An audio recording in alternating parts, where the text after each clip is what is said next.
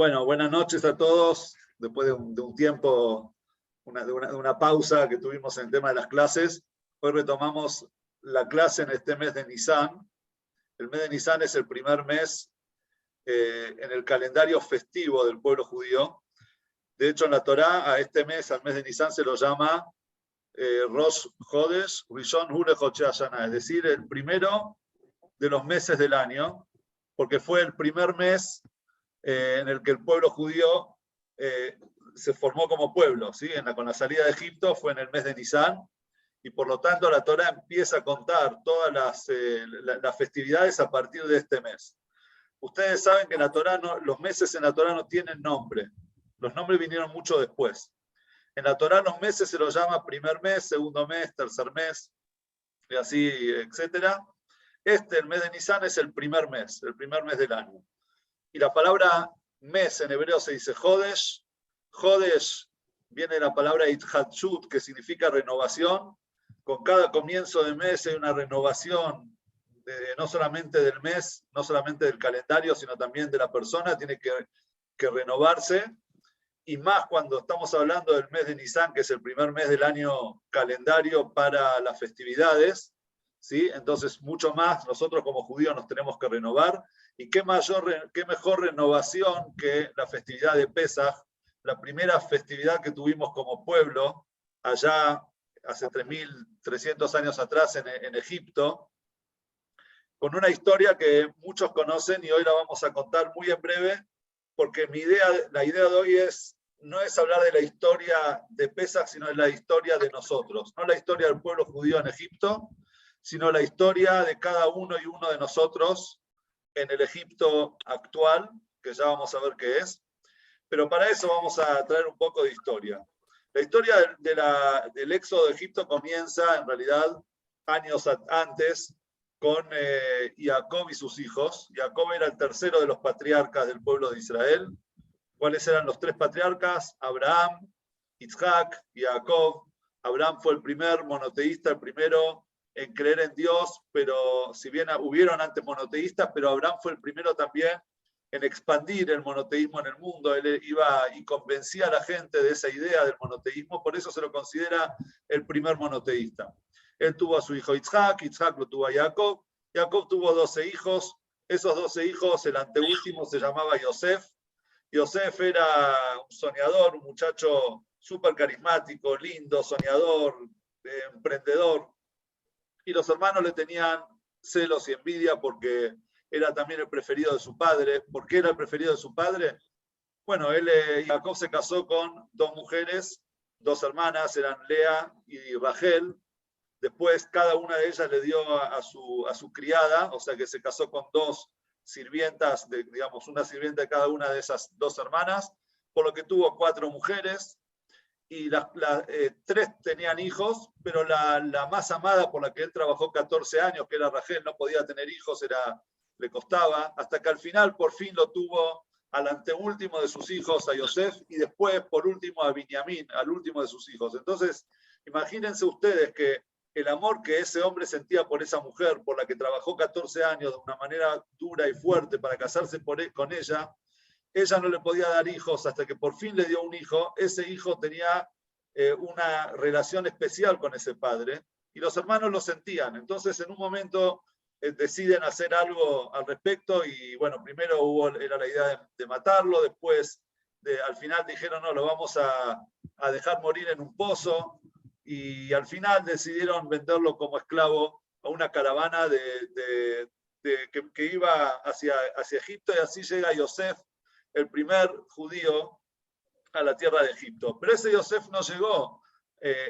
digamos, no llegó a la grandeza ni tampoco a la esclavitud. Él llegó a ser, en realidad sí a la esclavitud porque era esclavo, pero pasó rápidamente por su carisma y por su forma de ser, su simpatía, pasó a ser un referente dentro de la casa de uno de los ministros del faraón, pero que después por un hecho con la esposa de ese ministro, que Yosef, dijimos, era un muchacho muy lindo, y ella quiso tener intimidad con él, Yosef no quiso, se escapó y ella lo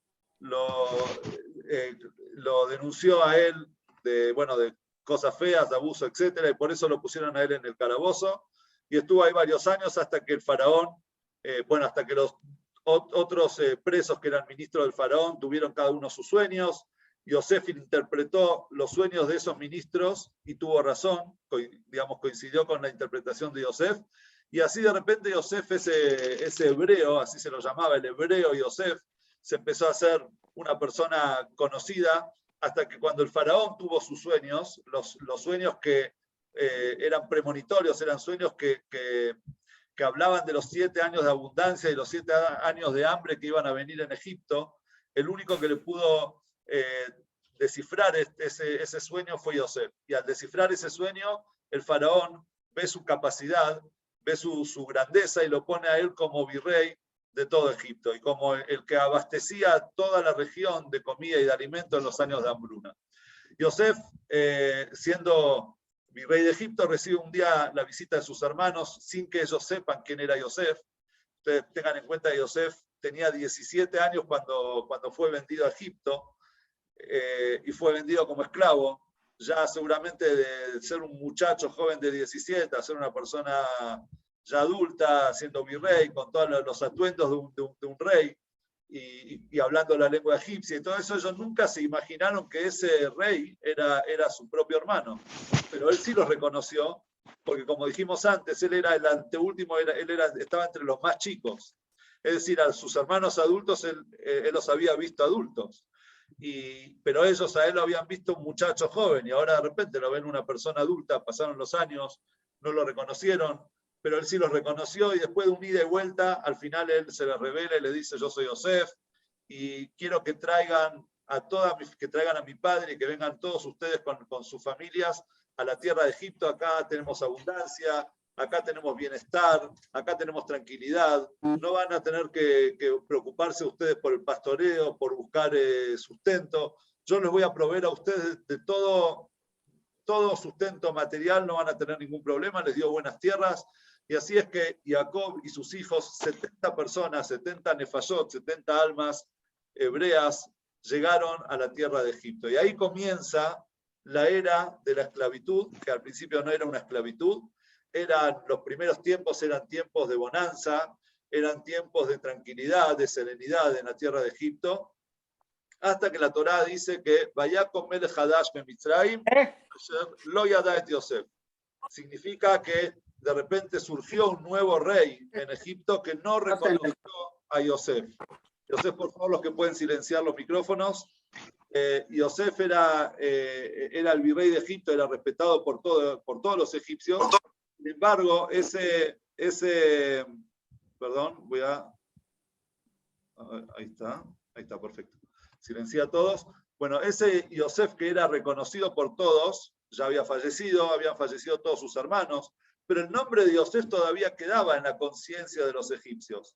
Hasta que llegó ese faraón, llegó ese nuevo rey, y de repente se olvidó, lo yada et Yosef, no reconoció la importancia de Yosef. Entonces, ahí él empezó a preocuparse al ver una nación, dentro de su propia nación, dentro de sus propias tierras, que tenían muchos hijos, que eran prósperos, que crecían, se multiplicaban cada vez más. Entonces empezó a temer, empezó a tener miedo y dijo: ¿qué va a pasar si el día de mañana ellos van a ser más que nosotros y nos van a dominar? Entonces decidió, por indicación, por consejo de sus ministros y consejeros, que los iba a esclavizar. Y al esclavizarlos, les iba a quitar energía, les iba a quitar fuerza, les iba a quitar tiempo, y de esa manera ellos se iban a reproducir menos.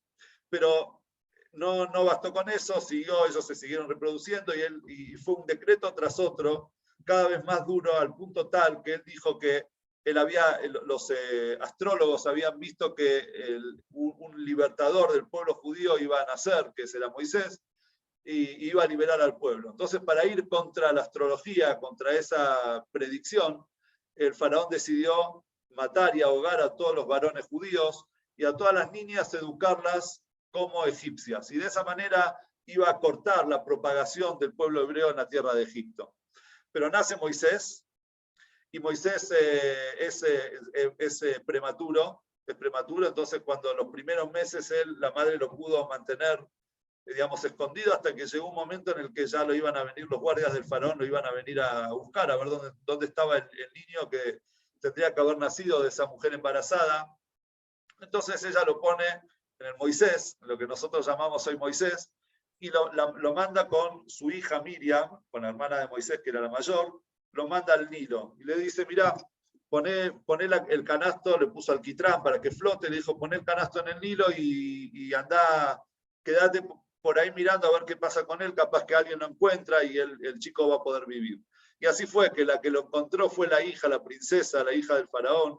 Cuando ve un chico llorando, ella se llena de compasión por el bebé y se lo lleva al palacio para criarlo como un príncipe de Egipto. Y así se crió Moisés, como un príncipe de Egipto, hasta que él crece y sale del palacio, y él sabía que su pueblo, que él pertenecía al pueblo de esclavos, y él sale a ver su pueblo, y ve que era un pueblo que estaba siendo oprimido, y en un momento él, ve ahí un suceso de un egipcio matando, pegándole a un hebreo, entonces él lo defiende al hebreo y mata al egipcio. Después al otro día ve dos hebreos peleándose y les dice, ¿acaso, o sea, entre ustedes no tienen que ser hermanos? ¿Por qué se están peleando? Entonces ellos le responden ¿cómo se dice? Con chutzpah, de una forma así maleducada, le dicen, ¿qué? ¿Nos vas a matar como ayer mataste al egipcio?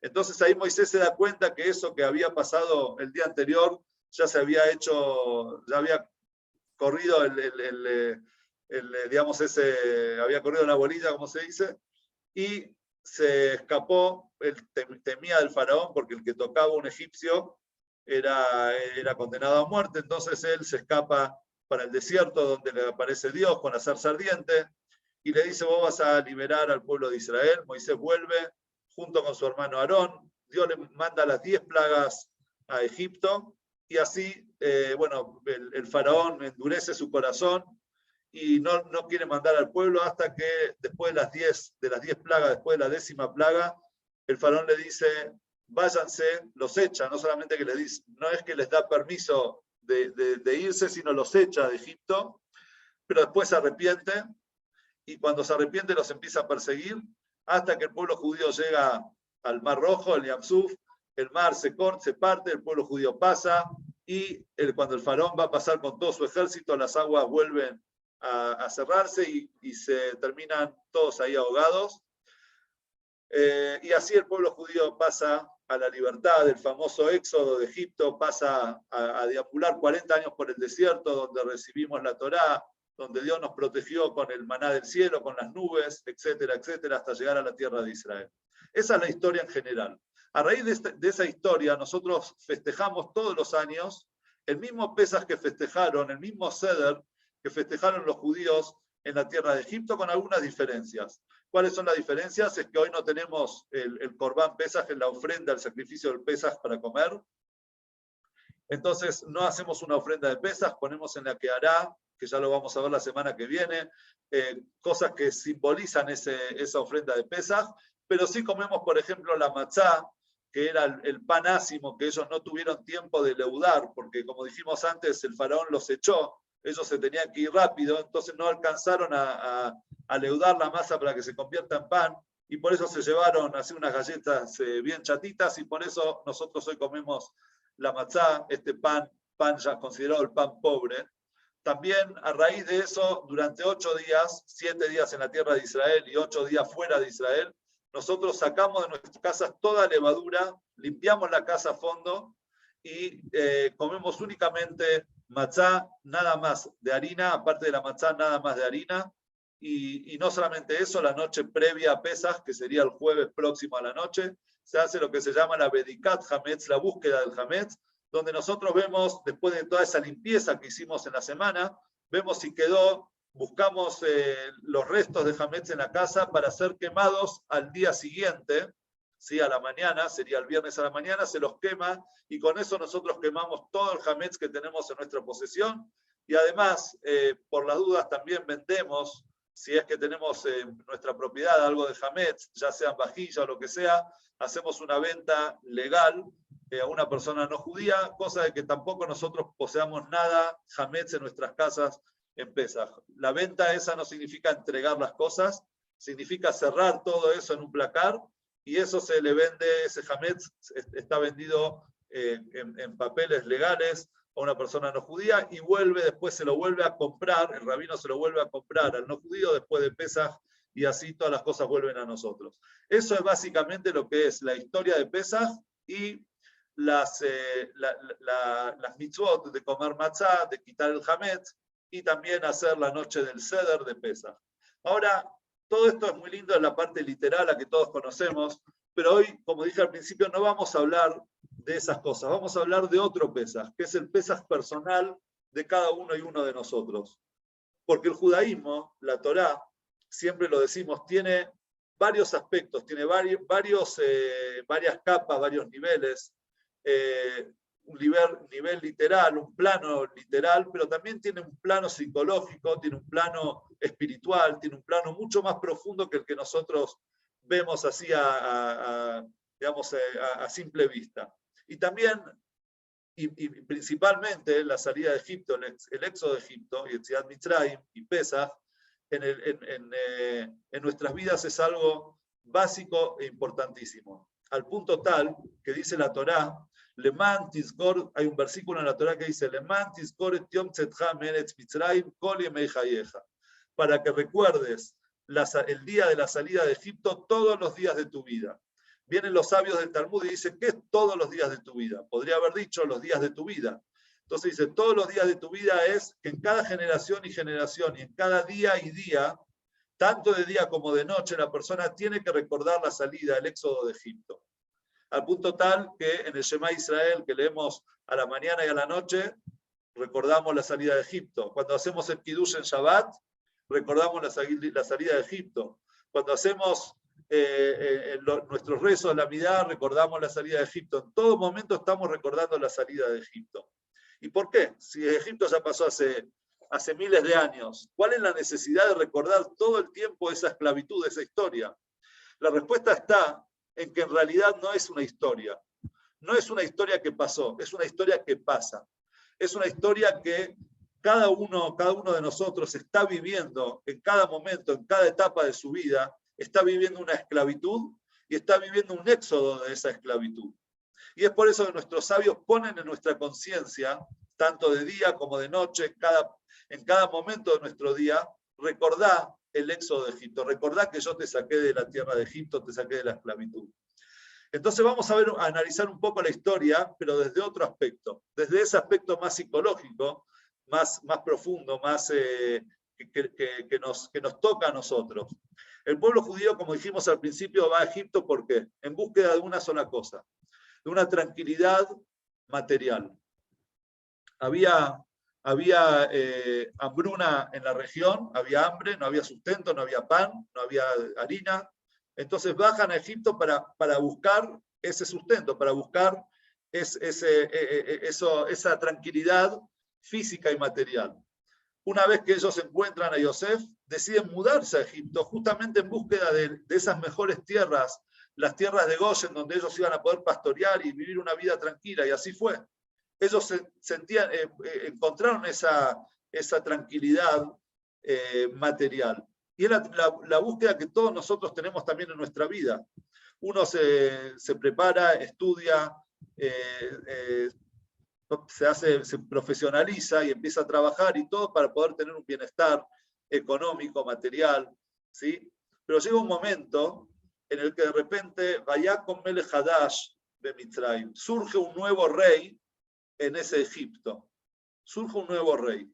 Y ese rey desconoce el pasado, desconoce a Yosef, desconoce a ese virrey hebreo que su intención era de abastecer a la región de alimentos para que ellos puedan también formarse espiritualmente. Y ese rey de repente esclaviza a esa gente que había ido en busca de tranquilidad. Entonces, aquellas personas que fueron a buscar esa serenidad, de repente se ven siendo esclavos. Y esa es la historia de nuestras vidas. El rey es el ego que todos nosotros tenemos, que al consumir tanto materialismo, que al consumir tanta preocupación económica y materialista, de repente pasas a sentirse importante y a tratar a sentir la necesidad y la ambición de cada día tener más y más y más. Y nada nos sacia. Y de repente, si hoy tenemos, como dice el Talmud, el que tiene 100 quiere 200, y el que tiene 200 quiere 400. Y nada nos satisface. Y ese es el rey, de repente, que está dominando nuestro interior. ¿Y dónde está esa persona que quería esa paz y esa tranquilidad?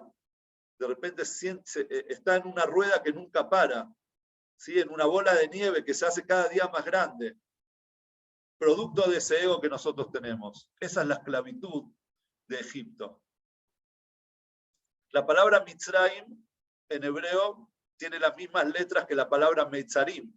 Meitzarim son límites, limitaciones, opresiones, que son esas propias limitaciones que nosotros mismos nos ponemos y de las que nosotros mismos somos los únicos que podemos salir y despojarnos de ella. Entonces, ¿qué hacemos con ese rey?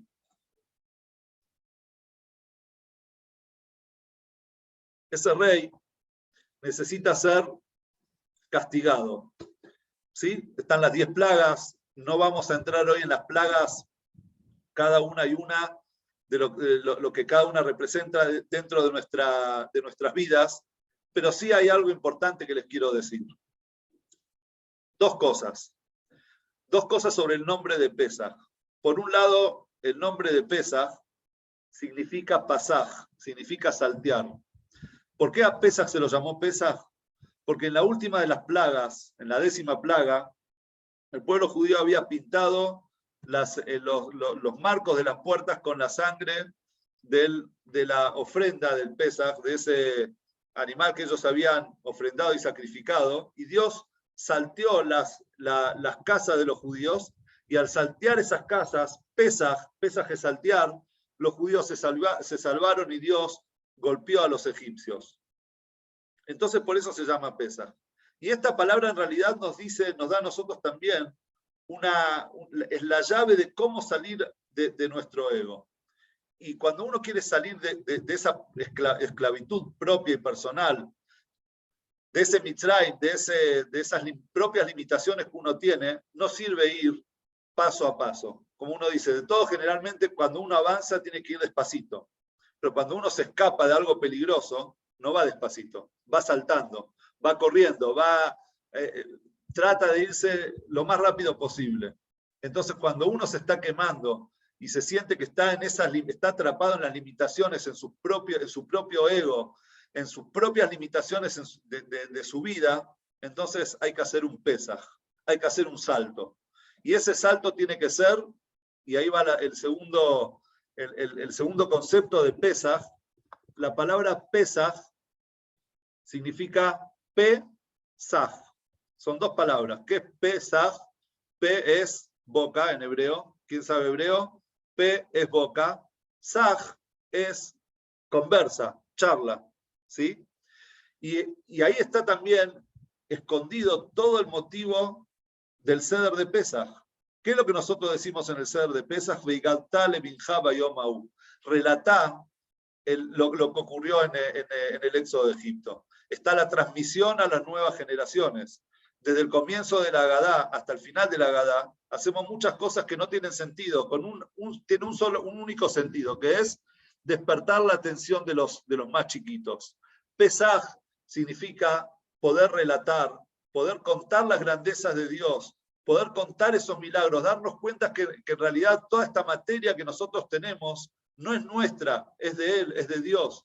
Y a través de Él es que nosotros podemos salir con una gran riqueza, como salió el pueblo judío de Egipto, no por la tranquilidad o por el rey que quería en un principio darnos y abastecernos a nosotros de todo materialismo, sino porque Dios nos sacó de esa esclavitud, nos despojó de ese ego y nos convirtió en gente rica. Eso es Pesaj, es una boca que relata, una boca que agradece, es una boca que le agradece a Dios, le reza, le ora a Dios en cada momento, diciéndole gracias por las cosas que nos das, Gracias por hacernos personas libres, por poder hoy cumplir un Seder de Pesaj sin tener que sufrir como sufrieron en Europa nuestros hermanos, que eran los alilot dam, eran las calumnias de sangre. No sé si alguna vez escucharon, acusaban a los judíos de hacer la matzá con sangre de chicos cristianos y por eso los perseguían y eran masacres. Hoy nosotros tenemos la libertad de poder ser Yehudim sentados en una mesa de un seder, recostados como gente libre, porque tenemos un Pesaj, porque tenemos la libertad de poder relatar todos esos sucesos y esos milagros que pasaron a nivel colectivo y a nivel también individual. Y fíjense ustedes que la palabra paró es faraón, ¿sí? En hebreo se escribe con 4 letras, Pei, Reish, Ain, Hei, que si las reacomodamos es P dijimos que es boca, Ra, una mala boca. Son esas bocas que en realidad en vez de estar agradeciendo se están quejando todo el tiempo, que están pensando, ¿por qué no merezco más? ¿Por qué de vuelta, para alimentar mi ego no hay nada en el mundo que alcance? Entonces, lo que yo tengo nunca alcanza, siempre es poco y siempre quiero más. Eso es un perra, son las malas lenguas, son las malas, es eso que nos obstruye a nosotros de hablar, de hacer el pesaj, una boca que agradece, que le pida a Dios por todas las cosas buenas que nosotros tenemos.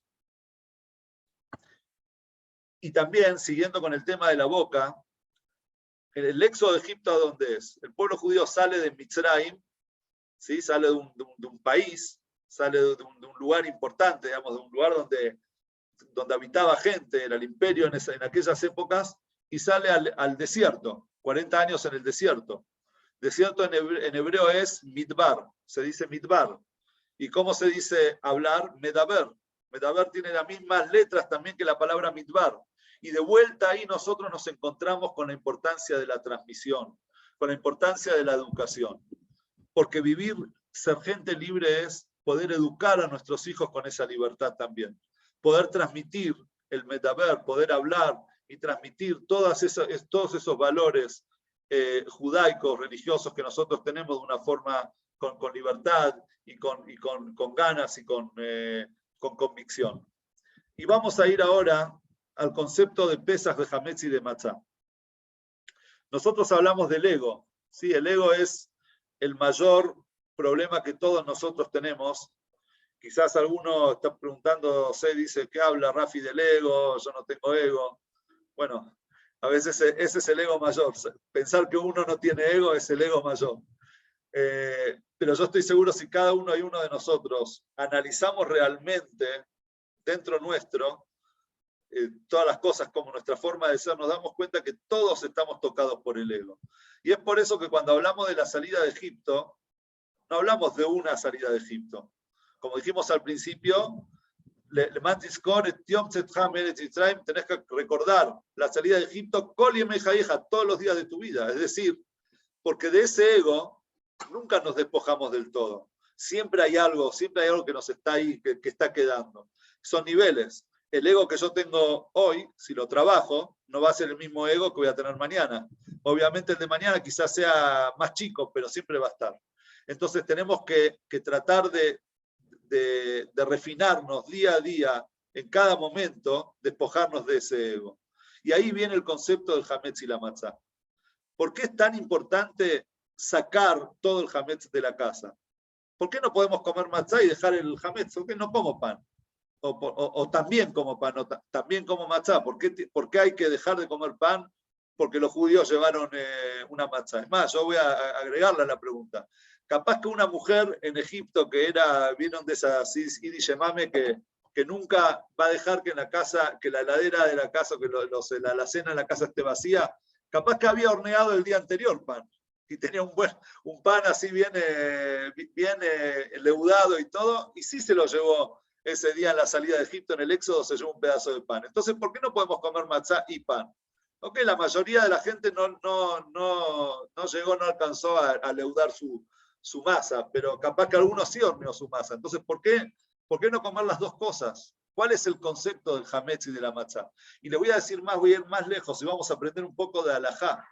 La halajá en la matzá, en el hametz, ¿sí? en las levaduras, es más rigurosa y más estricta que en comer, por ejemplo, algo no kasher. Les doy un ejemplo. Si algo no kasher, ¿sí? Uno tenía un pedazo de carne no kasher y estaba haciendo un guiso kasher y sin querer se le cayó un pedazo y se mezcló dentro del guiso kasher. Entonces, si había 60 veces el guiso kasher más que ese pedazo de carne no kasher, esa parte no kasher se anula. ¿Sí? Se anula en 60. Eso se llama batel beshishim. Y estamos hablando de carne, puede ser hasta carne de cerdo. O sea, estamos hablando de lo peor de lo peor. Sin embargo, el hametz en Pesach, la prohibición de hametz es bemasheu. ¿Qué es bemasheu? Masheu significa con algo. Lo más mínimo, no importa la cantidad. Un poco de hametz en Pesach está prohibido.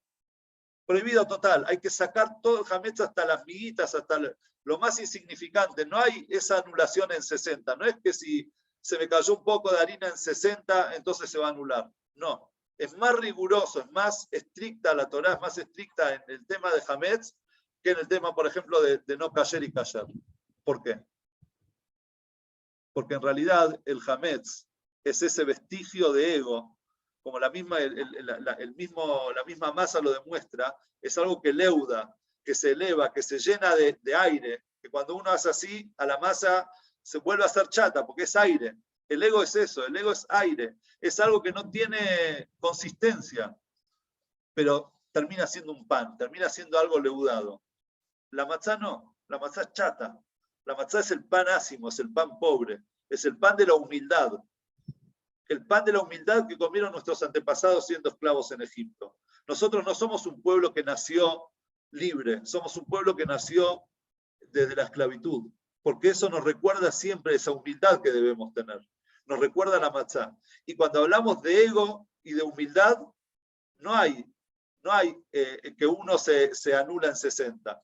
Hasta lo más mínimo de ego, hasta lo más, un pedacito, una miga de hametz, ya está prohibido en Pesach. Y está prohibido también en todo el año. Solamente que, bueno, no podemos hacer Pesach todo el año porque sería muy difícil. Pero el sentido de la salida de Egipto es Kol Yemei Hayeja, todos los días de tu vida. De día y de noche la persona tiene que trabajar ese ego, tiene que quitar ese hametz, tiene que quitar eso que leuda y ser una persona humilde, ser una matzá. Nosotros lo vemos también en las mismas palabras, hametz y matzá. Hametz y matzá tienen la característica de que las dos tienen 3 letras y coinciden en 2 de las letras, la mem y la tzadik. ¿Sí? Tanto hametz y matzá tienen mem y tzadik. Lo único que cambia es la tercera letra, que la matzá tiene una letra hei y el hametz tiene una letra het, que escritas son muy parecidas, son prácticamente iguales.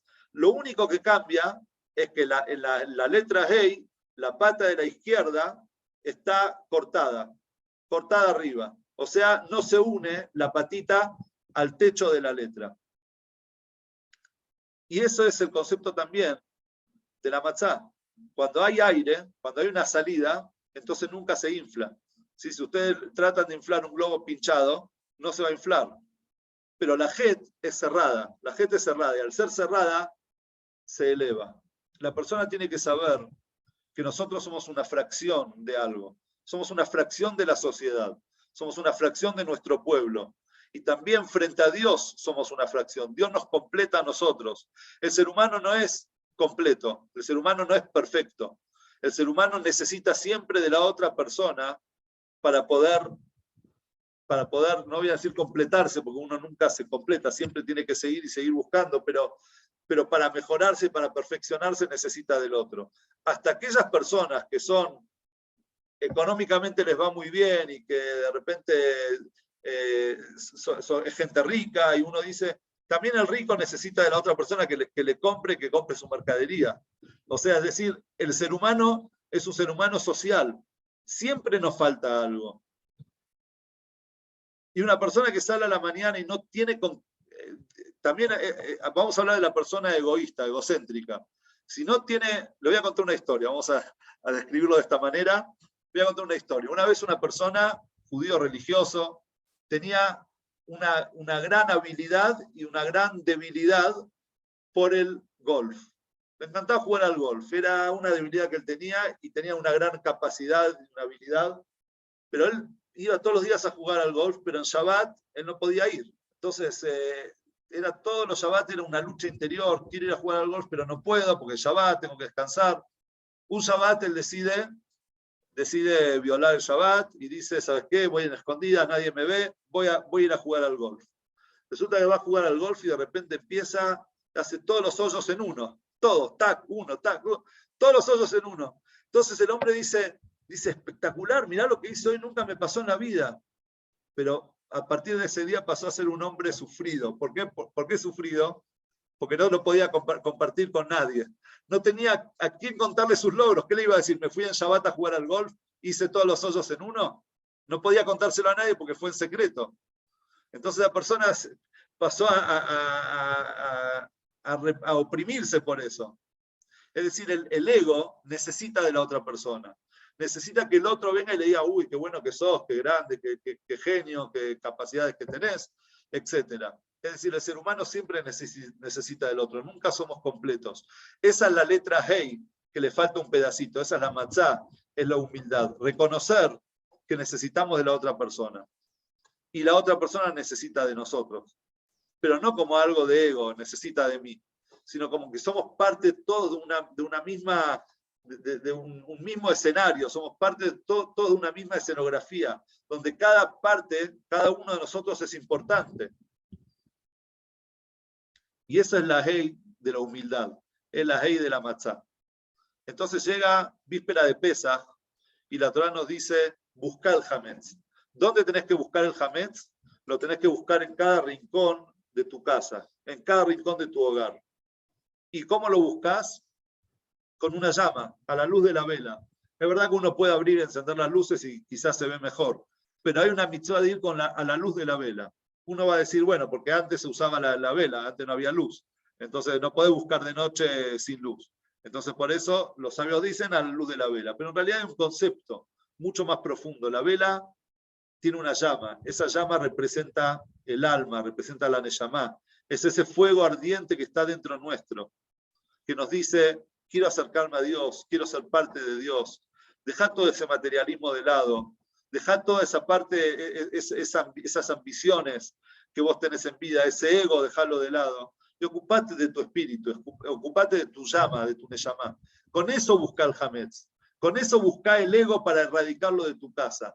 Encendé tu llama, encendé tu neyamá, apegate a Dios, aferrate a lo más profundo y lo más sagrado que tenés dentro, lo más puro que tenemos dentro, que es nuestra alma, y con eso, a la luz de esa vela, a la luz de esa llama, buscá esos pedacitos de hametz, esos pedacitos de ego, para erradicarlos de tu vida, erradicarlos de tu hogar.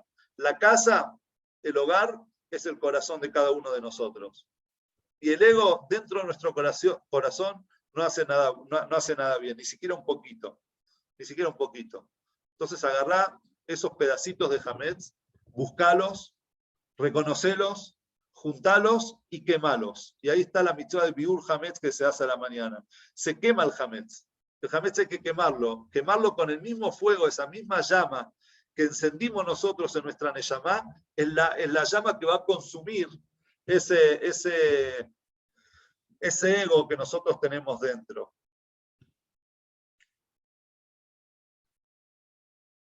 Y para terminar, ya son y 40, quiero terminar con un dicho que está escrito,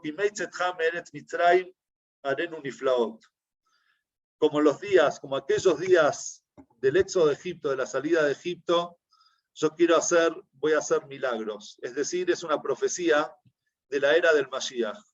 Que Dios nos dice, como cuando llegue el Mashiach, yo voy a hacer los mismos milagros que hice en Egipto. Y también está escrito, Benisan Nigalú, Benisan Atidin Leigael. El mes de Nisan es un mes propicio para la liberación. Así como Dios nos sacó de Egipto, Dios nos va a sacar también de este exilio. Primero voy a hacer un paréntesis antes de enfocarme en ese tema. y pedir, hoy lo aleino, y bueno, en los últimos días hubieron atentados muy fuertes en Israel, hoy hubo uno muy grave, entonces quiero aprovechar para pedir en este mes de Nisan, primero por la recuperación de todas aquellas personas que fueron heridas, que necesitan curación, consuelo para aquellas familias que perdieron seres queridos, y principalmente para que termine y cese todo estas obras de terror que nos alejan mucho de lo que es el propósito del mes de Nisan, el propósito de Pesaj, que es esa libertad, que es ese ego, quitar esos egos. Pero volviendo a nuestro tema, ahí está también el concepto del Mashiach, porque uno se pregunta qué es el Mashiach, cuáles son esos milagros que Dios va a hacer. Los milagros que Dios va a hacer en realidad dependen de nosotros. Lo que nosotros podemos lograr, lo que va a ser la llegada del Mashiach, es un proceso en el que la persona va a poder erradicar de sus vidas ese ego. Y ustedes imagínense un mundo sin ego. Un mundo sin esa ambición y esa búsqueda de materialismo. Estoy seguro que cuando piensen y se imaginen un mundo así, van a decir, ese sería el mundo perfecto. Entonces no van a haber más guerras, entonces no va a haber más hambre, no va a haber más necesidad, va a haber paz, va a haber convivencia. En otras palabras, va a haber Mashiach, porque esas son todas las profecías del Mashiach. Es que no va a haber más maldad, que no va a haber más hambre, que no... Un montón de profecías que se va a reconstruir el templo, vamos a poder ser libres en nuestra tierra también. Todo eso proviene de ese Pesaj. Todo eso está escondido en el quitar el hametz y comer la matzá. Son 8 días que en realidad tienen que durar una vida entera. Entonces, cuando la semana que viene nos sentemos en el ser de Pesaj, o en estos días cuando estemos sacando el hametz de nuestras casas, lo podemos tomar de 2 maneras. O como algo pesado que tengo que limpiar y que tengo que...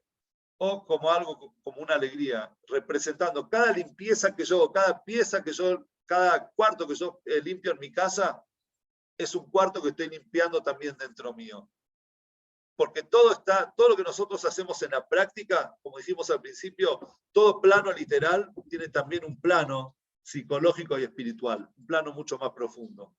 Pero si se hubiese quedado en el plano profundo y no lo llevaríamos a la práctica en las casas, en los hogares, no entenderíamos lo que significa erradicar el hametz. Entonces, así como vos buscás y limpiás cada cosa a fondo, de esa misma manera tenés que limpiar tu corazón a fondo de ese hametz y de ese ego particular. Ese es el éxodo de Egipto. Ese es el verdadero concepto de la salida de Egipto. Ese es el rey que nos había esclavizado y del que nosotros nos estamos despojando.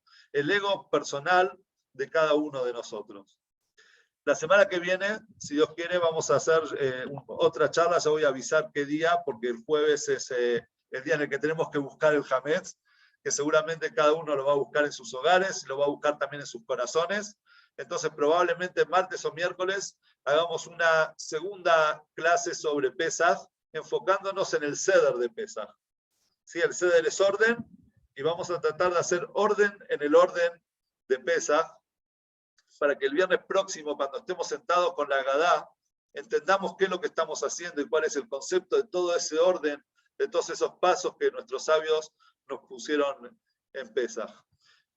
Así que les deseo a todos un Shabbat Shalom y un Pesaj Kasher Besameach. Ahora que termino de la grabación, abro los micrófonos para preguntas.